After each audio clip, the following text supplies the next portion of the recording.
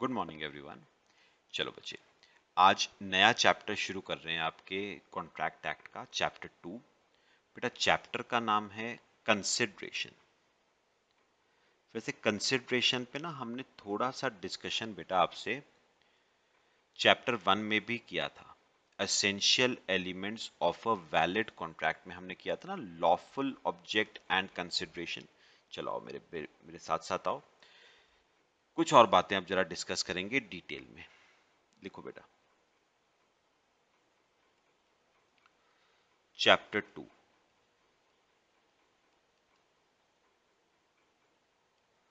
Consideration. Chapter 2 है consideration. बेटा बेटा अगर आपको याद हो ना, तो मैंने आपको कहा था कि कंसिडरेशन के साथ एक बेटा लैटिन वर्ड रिलेटेड होता है। ठीक है, कौन सा? क्विड प्रोक्यो। तो कंसिडरेशन के साथ बेटा एक लैटिन वर्ड रिलेटेड है, क्विड प्रोक्यो। और अगर हम बात करें बेटा इसका मतलब क्या था क्विड प्रोक्यो का? समथिंग इन रिटर्न, बदले में।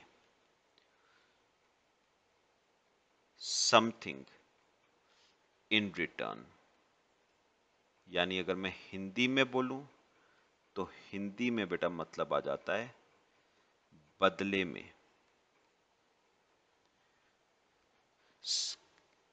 कंसिडरेशन का मतलब है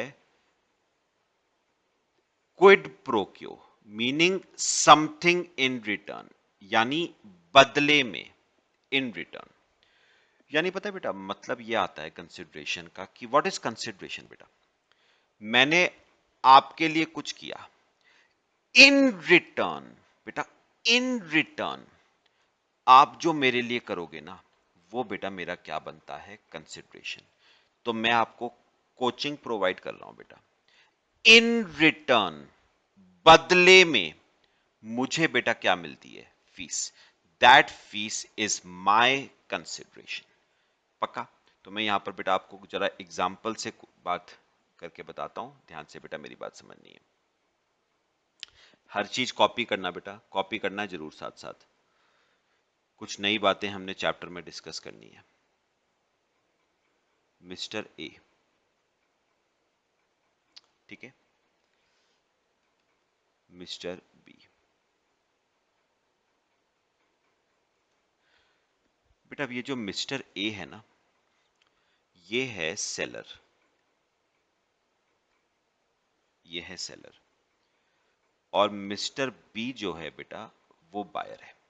ठीक है, अब सुनना, मिस्टर ए ने मिस्टर बी से बेटा प्रॉमिस किया, एक प्रॉमिस किया, उसने कहा आई प्रॉमिस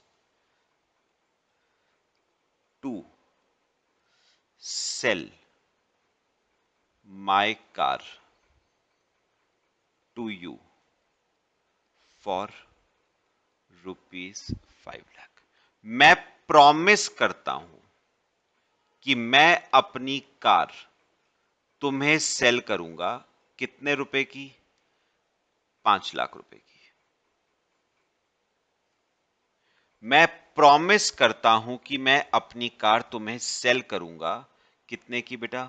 5 लाख रुपए की। अब क्या हुआ, एक बड़ी नई बात बता रहा हूं आपको बेटा। बेटा इस चैप्टर में ना, जैसे अगर आपको याद हो तो पिछले चैप्टर में हमने वर्ड ऑफरर और ऑफरी यूज किया था। इस चैप्टर में उन्होंने वर्ड यूज किया है प्रॉमिसर एंड प्रॉमिसी। तो मुझे बताओ कि इन दोनों में से बेटा प्रॉमिसर कौन होगा? जिसने प्रॉमिस किया है। तो किसने प्रॉमिस किया है बेटा? मिस्टर ए ने ना। तो मिस्टर ए हमारा बेटा क्या कहलाएगा? प्रॉमिसर। तो मिस्टर ए आपका कहलाएगा प्रॉमिसर। ठीक है, और किसको प्रॉमिस किया है बेटा? उसने प्रॉमिस किया है मिस्टर बी को। तो जिसको प्रॉमिस किया गया है वो कहलाएगा बेटा आपका प्रॉमिसी।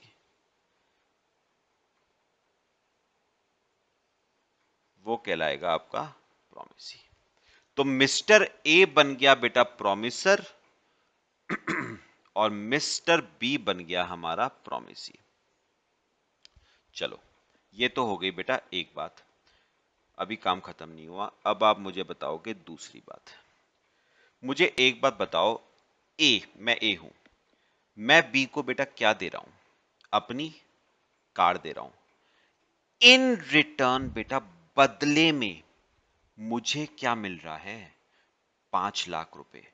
वो जो 5 लाख रुपए इन रिटर्न मुझे मिल रहे हैं ना बदले में, वो बेटा 5 लाख मेरा क्या बनता है? Consideration.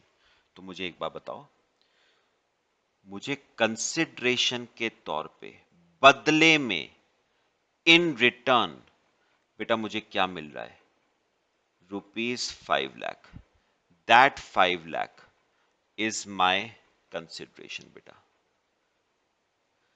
That 5 lakh is my consideration.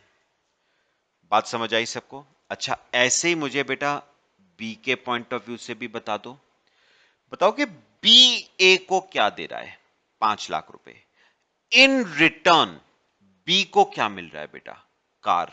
तो कार बी का क्या बन जाएगा बेटा? कंसिडरेशन। तो बी के लिए कंसिडरेशन क्या होगी बेटा? कार।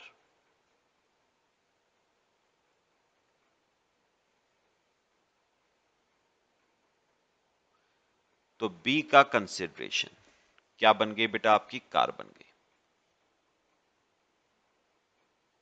तो ए के लिए कंसिडरेशन 5 लाख और बी के लिए कंसिडरेशन कार। तो बेटा जो भी चीज आपको इन रिटर्न दी जाती है, बदले में दी जाती है, वो कंसिडरेशन है। तो मैं आपको कोचिंग प्रोवाइड कर रहा हूं, इन रिटर्न बदले में मुझे फीस मिलती है, तो वो फीस मेरा क्या है बेटा? कंसिडरेशन। अगर आपके पॉइंट ऑफ व्यू से बात करें तो आप मुझे क्या देते हो बेटा? फीस। इन रिटर्न आपको क्या मिल रहा है? Coaching. That coaching is your consideration. पक्का? तो कोई भी चीज जो इन रिटर्न मिलेगी वो आपका कंसिडरेशन है। आप शॉपकीपर के पास गए 1 kg राइस परचेज करने के लिए, उसने कहा 150 रुपीज का है 1 kg। आपने 150 रुपीज पकड़ाए और 1 kg राइस ले लिया। अब बताओ आपने उसको क्या दिया? 150 रुपए। इन रिटर्न क्या मिला आपको बेटा? आपको मिला rice. That rice is your consideration. अच्छा, शॉपकीपर के पॉइंट ऑफ व्यू से बात करूं तो उसने आपको क्या दी? राइस। इन रिटर्न बदले में उसको क्या मिला? 150 रुपए। वो 150 रुपए उसका क्या है? कंसिडरेशन। लो बच्चे कॉपी करो इसे, फिर हम आगे चलते हैं। लो बेटा कॉपी कर लो इसे। कंसिडरेशन का मीनिंग अभी हमने किया है, और बहुत मैंने ना बेटा अभी जो आपको ये कंसिडरेशन का पूरा ये बताया है केस, ये बिल्कुल लेमैन लैंग्वेज में बताया है।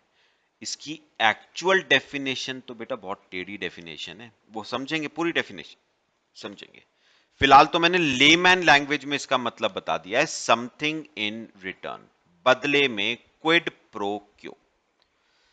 कॉपी कर लिया बेटा सबने?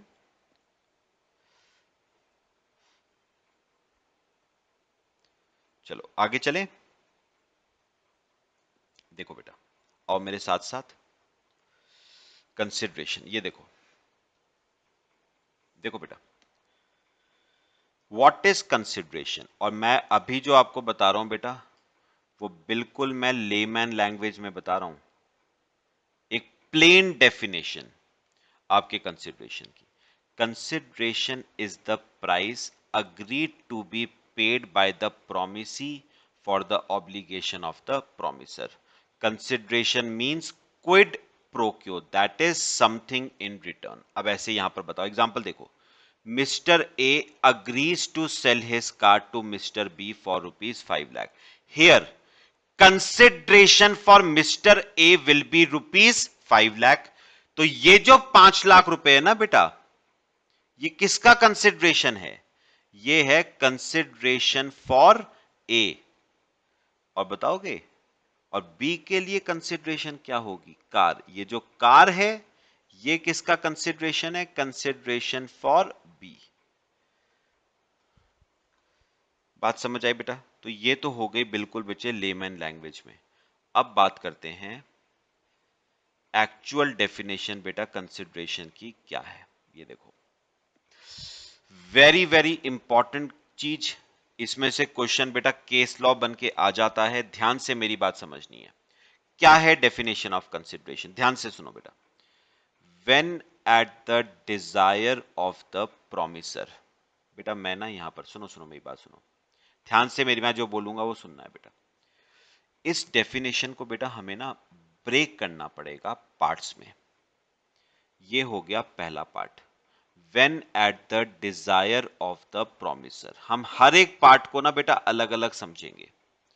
When eight the desire of the promisor, second part, promisee और एनी अदर पर्सन, ये आपका बेटा सेकंड पार्ट आता है। प्रोमिसी और एनी अदर पर्सन, ठीक है, has done or abstained from doing, does or abstains from doing, promises to do or abstains from doing। सुनो सुनो, has done or abstained from doing, does or abstains from doing, promises to do or abstains from doing। ये आपका बेटा आता है तीसरा part. ये पूरा तीसरा पार्ट आता है। हैज डन और abstained from doing, does or abstains from doing, promises to do और abstains from doing something। ये आता है तीसरा पार्ट। फिर बेटा सच एन एक्ट और एब्सटिनेंस, ये आता है बेटा आपका फोर्थ पार्ट डेफिनेशन का, इज कॉल्ड कंसिडरेशन। तो अगर मैं बच्चे ये चार चीजें समझ लूं, कौन कौन सी चार? पहली कौन सी है? When eight the desire of the promisor, पहली। प्रोमिसी और एनी अदर पर्सन, दूसरी। हैज डन और abstain from doing, does or abstains from doing, promises to do or abstain from doing something, तीसरी बात। such an act or abstinence, चौथी बात, is known as consideration। तो अगर मैं चार चीजों का मतलब समझ लूं बेटा, डेफिनेशन खुद ब खुद आपको याद हो जाएगी। चलो समझना शुरू करते हैं एक एक करके चारों। पहली क्या है? when at the desire of the promiser। ये देखो बेटा, लीगल रूल्स रिगार्डिंग कंसिडरेशन, और पहला यही है, consideration must move at the desire of the promisor. चलो बेटा समझते हैं।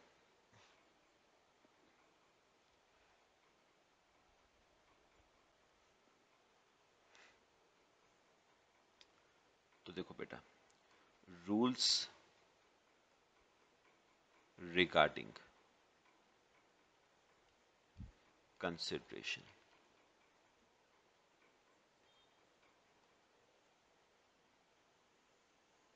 रूल्स रिगार्डिंग कंसिडरेशन, और डेफिनेशन का पहला पार्ट था consideration must move at the desire of the promisor. बहुत ध्यान से बेटा, very very important point. Consideration must move at the desire of the promisor. Consideration must move at the desire of the promisor. चलो copy करो इसे, फिर मैं आपको बेटा समझाना शुरू करता हूं। इस पे एक केस लॉ भी हुआ था, वो समझेंगे। पहले मेरी बात ना, वैसे एक बार जनरल एक टर्म्स में बात करेंगे, वो समझना बेटा। पहले मेरी बात समझनी है बेटा बहुत ध्यान से। चलो बेटा बात करते हैं। आप मेरे को एक बात बताओ, कॉन्ट्रैक्ट में बेटा हमेशा दो पार्टीज होती है ना? दो पार्टीज, कौन कौन सी दो पार्टीज? एक तो है प्रोमिसर और एक है प्रोमिसी। ठीक है, अब सुनना बेटा जो मैं कहूंगा। बेटा उन्होंने एक बात ना बहुत क्लियर कर दी है इस फर्स्ट पॉइंट में, और वो क्या है? Consideration must move at the desire of the promise sir, क्या मतलब हुआ सर, समझ नहीं आया कुछ। सुनना बेटा, बेटा इसका मतलब पता है क्या हुआ? मैं प्रॉमिसर हूं, यहां पर देखो, मैं प्रॉमिसर हूं, इसका मतलब हुआ आप मेरे लिए जो भी करोगे ना बेटा, ध्यान से सुनना, आप मेरे लिए जो भी करोगे मेरी इच्छा से ही करना, मेरी मर्जी से ही करना। अगर अगर आपने अपनी मर्जी से मेरे लिए कुछ करा, आपने अपनी मर्जी से मेरे लिए कुछ करा, उसमें मेरी इच्छा इन्वॉल्व नहीं है, तो बेटा उसे कंसिडरेशन माना नहीं जाएगा। मैं दोबारा बोलता हूं, बात समझना। मैं प्रॉमिसर हूं बेटा, पहला पॉइंट क्या कहता है? आप मेरे लिए जो भी करोगे ना, जो भी करोगे मेरी मर्जी से ही करना, उसमें मेरी इच्छा शामिल होनी चाहिए। भाई एक बात बताओ, आप मेरे लिए कर रहे हो ना, ठीक है, तो उसमें किसकी इच्छा होनी चाहिए बेटा? मेरी इच्छा होनी चाहिए। अगर आपने अपनी मर्जी से मेरे लिए कुछ करा, तो बेटा उसे कंसिडरेशन माना नहीं जाता है। तो याद रखना, आप जो भी मेरे लिए करोगे उसमें मेरी इच्छा होनी चाहिए। अगर आप अपनी मर्जी से मेरे लिए कुछ करते हो, मेरी इच्छा शामिल नहीं है, तो उसे कंसिडरेशन माना नहीं जा सकता। तो मुझे एक बात बताओ बेटा, आप मुझे फीस देते हो, ठीक है, मुझे एक बात का जवाब दो, अपनी मर्जी से देते हो या उसमें मेरी मर्जी भी शामिल है? ऑब्वियस सी बात है बेटा, उस फीस में मेरी मर्जी भी क्या है? शामिल है। तो इसलिए उस फीस को बेटा कंसिडरेशन माना जाएगा। तो याद रखना, आप मेरे लिए जो भी करोगे ना, जो भी, उसमें मेरी इच्छा होनी चाहिए, मेरी मर्जी से करना। अगर अपनी मर्जी से आपने मेरे लिए कुछ करा, तो उसे कंसिडरेशन माना नहीं जाता है। मुझे बेटा एक बात बताओ, ये देखो, इस केस में बताओ बेटा, मुझे बताओ, मिस्टर बी मिस्टर ए को, मुझे बताओ बेटा, मिस्टर बी, करना मत, वैसे समझो बस, मिस्टर बी मिस्टर ए को बेटा क्या दे रहा है? 5 लाख रुपए दे रहा है। मुझे बस इतना जानना है, क्या ये पैसा बी ए को अपनी मर्जी से दे रहा है या इसमें ए की मर्जी भी शामिल है? ऑब्वियस सी बात है बेटा, इसमें ए की मर्जी भी शामिल है, मतलब ए को जो पैसा मिल रहा है उसकी मर्जी से मिल रहा है, ठीक है, उसकी इच्छा से मिल रहा है। इसलिए बेटा इस 5 लाख को क्या माना जाता है? कंसिडरेशन माना जाता है। सेम, वैसे एक जनरल अगर बात करूं मैं बी के पॉइंट ऑफ व्यू से, तो मुझे एक बात बताओ बेटा, बी को क्या मिल रहा है? कार। मुझे इतना बता दो बस, बी को जो कार मिल रही है उसमें बी की मर्जी शामिल है या नहीं? ऑब्वियस सी बात है बेटा, उसमें बी की मर्जी शामिल है। बी को जो कार मिल रही है वो उसकी इच्छा से ही मिल रही है, उसकी मर्जी से ही मिल रही है। इसलिए बेटा इसको भी कंसिडरेशन माना जाएगा, ठीक है। तो ध्यान रखना बेटा, आप, मैं भी फिर प्रॉपर एग्जांपल्स आपको देके बताता हूं, आप मेरे लिए, आप मेरे लिए जो भी करोगे ना बेटा, जो भी करोगे, तो याद रखना बेटा उसमें मेरी मर्जी शामिल होनी चाहिए। अगर आपने अपनी मर्जी से मेरे लिए कुछ करा, अपनी मर्जी से मेरे लिए कुछ करा, तो फिर उसे कंसिडरेशन मत कह देना, उसे कंसिडरेशन नहीं माना जाएगा। तो आप मेरे लिए जो भी करोगे मेरी मर्जी से करना, मेरी इच्छा से करना। अपनी इच्छा से मेरे लिए कुछ करोगे, अपनी मर्जी से मेरे लिए कुछ करोगे तो वो बेटा कंसिडरेशन नहीं है। बात समझ आई सबको? चलो अब मैं आपको बेटा इसके एग्जांपल्स आपको देके बताता हूं, आप रिलेट करना। पहले ये एग्जांपल्स बेसिक बेसिक से एग्जांपल है वो समझेंगे, फिर प्रॉपर जो इसका केस लॉ था वो समझाऊंगा आपको। देखो बेटा एग्जांपल लिखेंगे, सुनो। हुआ क्या बेटा, ये देखो एक डायग्राम सा छोटा सा आपको बना के बताता हूं। देखो हुआ क्या बेटा, ये आपकी ना नदी है या मैं कहूं समुंदर है। ये बेटा आपका समुंदर है, ठीक है।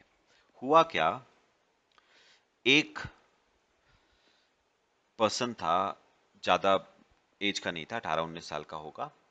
वो ना समुंदर में स्विमिंग करने गया, एकदम हाई टाइड्स आ गई, वो कंट्रोल नहीं कर पाया और वो लगा डूबने। वो लगा डूबने। लो बेटा, ये अबाउट टू ड्राउन है, डूबने लगा, अबाउट टू ड्राउन। बात समझ आई बेटा? अब क्या हुआ, इसे डूबते हुए इसने देखा। इसे मैं कह लेता हूं ये लाइफ गार्ड है ना। आपने देखा होगा बीचेस वगैरह पे लाइफ गार्ड होते हैं, है ना।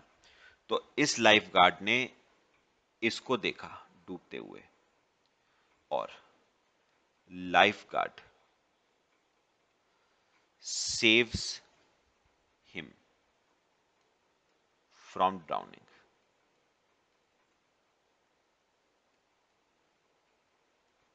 Life guard saves him from drowning. तो लाइफ गार्ड ने इसको डूबते हुए बचाया, डूबने से बचाया इसे। Life guard saves him from drowning. बात बेटा समझ आई? ठीक है। अब क्या हुआ, सुनो सुनो। अब मैं आपसे बेटा बस एक छोटी सी बात फिलहाल जानना चाहता हूं। लाइफ गार्ड ने मिस्टर ए को, ये आपका मिस्टर ए है, लाइफ गार्ड ने मिस्टर ए को बेटा डूबते हुए बचाया। क्या बचाना, क्या बचाने को कंसिडरेशन माना जा सकता है या नहीं? तो बेटा याद रखना, इसको कंसिडरेशन माना माना नहीं जा सकता बेटा। क्यों? क्योंकि बेटा ये जो बचाने का एक्ट होता है ना, ये जो बचाने का एक्ट होता है, ये बेटा वॉलेंट्री एक्ट होता है। ये क्या होता है? This is a voluntary act on part of life guard. तो ये लाइफ गार्ड के पार्ट पे क्या होता है बेटा? वॉलेंट्री एक्ट होता है। मतलब इसमें इसकी कोई इच्छा इन्वॉल्व नहीं थी, ठीक है। बात समझो, मैं डूब रहा हूं, मैंने नहीं कहा मुझे आके बचाओ, तुमने अपनी मर्जी से मुझे बचाया है, इसमें मेरी कोई इच्छा इन्वॉल्व नहीं थी। और अगर तुम अपनी मर्जी से मेरे लिए कुछ करते हो तो उसे उसे कंसिडरेशन माना नहीं जा सकता। पॉइंट बताओ, क्लियर हुआ सबको? तो it can not be considered as consideration, not considered as consideration, क्योंकि ये आपके पार्ट पे क्या था बेटा? वॉलेंट्री एक्ट था। आपने अपनी मर्जी से, 2 मिनट, आपनी अपनी मर्जी से मेरी जान बचाई है, उसमें मेरी कोई मर्जी इन्वॉल्व नहीं थी, नॉट कंसिडर्ड एज कंसिडरेशन। आपने अपनी मर्जी से मेरी जान बचाई है, उसमें मेरी कोई मर्जी इन्वॉल्व नहीं थी बेटा। मैंने थोड़ी ना कहा था मेरी जान आके बचाओ। पॉइंट बताओ, बात समझ आई सबको? तो याद रखना, इसे बेटा कंसिडरेशन माना नहीं जा सकता। और जब कंसिडरेशन नहीं है ना बेटा, तो आपने पढ़ा हुआ है चैप्टर 1 में, कंसिडरेशन नहीं है तो कॉन्ट्रैक्ट नहीं होता बेटा, क्योंकि कॉन्ट्रैक्ट के लिए कंसिडरेशन का होना बहुत जरूरी है बेटा। तो there is no contract between mister A and lifeguard, no contract. भाई कॉन्ट्रैक्ट बनने के लिए कंसिडरेशन का होना जरूरी है, and there is no consideration in the given case. पहले मेरे को बताओ, बात समझ आई? समझ आया सबको? अच्छा, एक और एग्जांपल कराऊं बेटा, कॉपी करो पहले से। ऐसा ही एक और एग्जांपल करा तो बेटा, इस टाइप के ना केस लॉ छोटे छोटे बन के आ जाते हैं। जितने भी मैं एग्जांपल्स कराता हूं ना बेटा, बहुत बाय हार्ट उन्हें याद करना है। इस टाइप के एग्जांपल्स ना केस के फॉर्म में बन के आ जाते हैं। कर लिया सबने? फिर एक और आपको बताता हूं।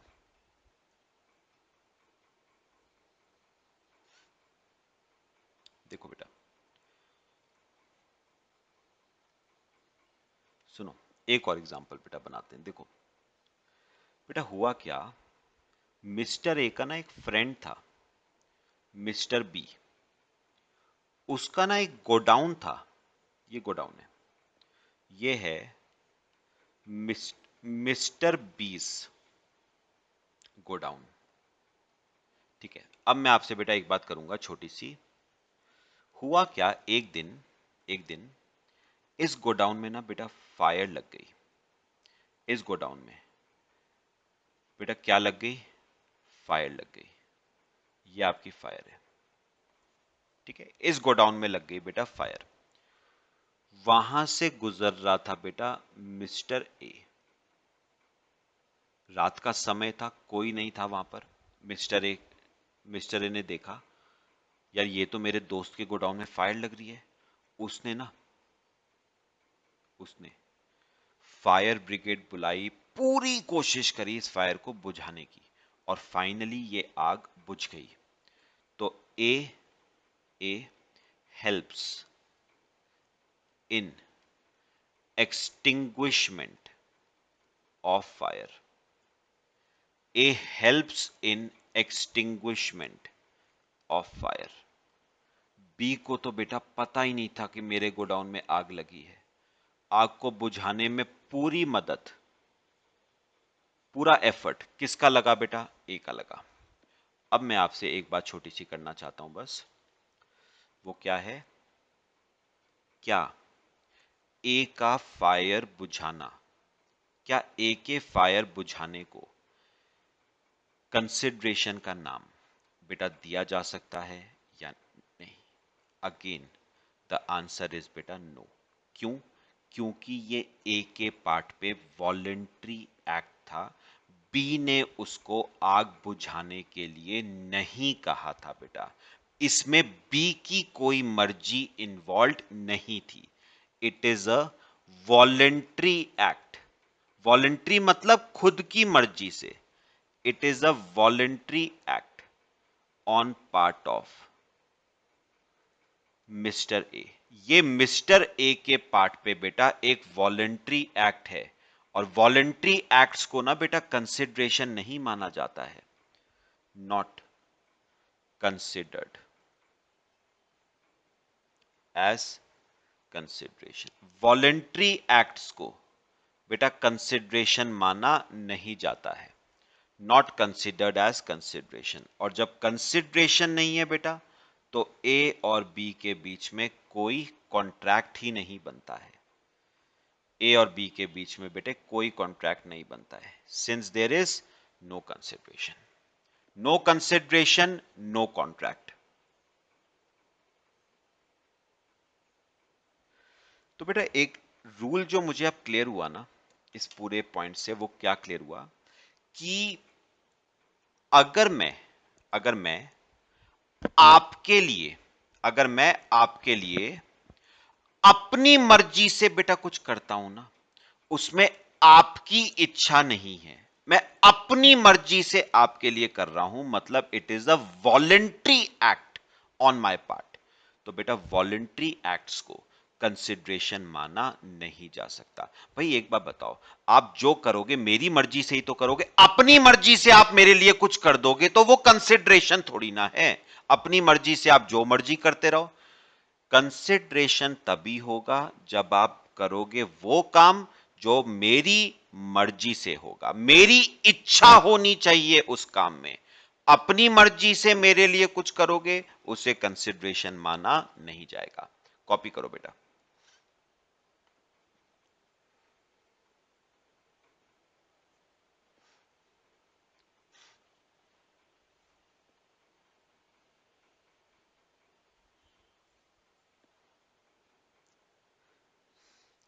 कर लिया बेटा।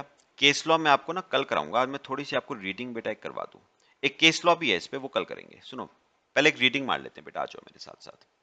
यहां पर देखो, उसने कहा है consideration must be offered by promisee और थर्ड पार्टी। ये अभी बात की बात है बेटा। At the desire of the promisor.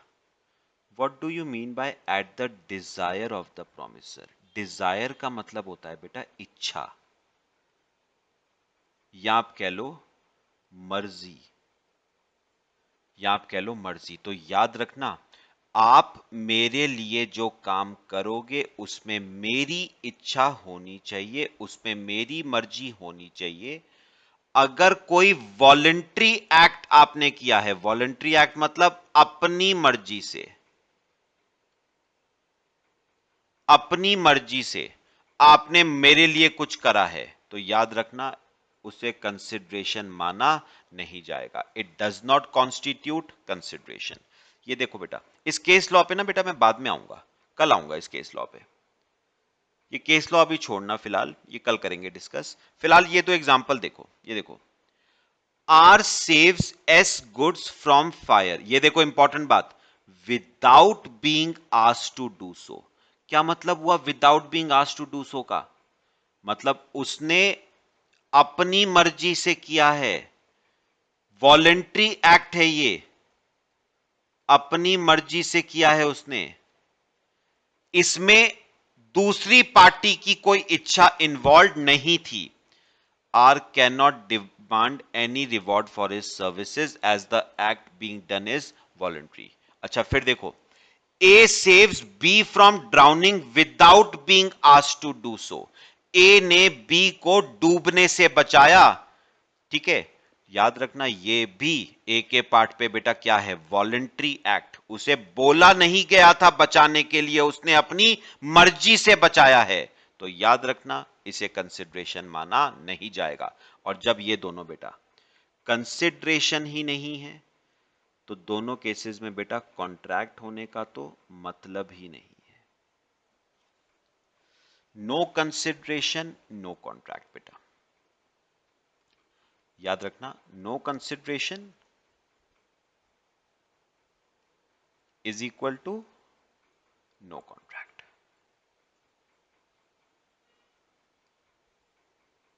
ठीक है बेटा, चलो आज के लिए काफी है इतना, बाकी हम बच्चे कल डिस्कस करेंगे अगली क्लास में।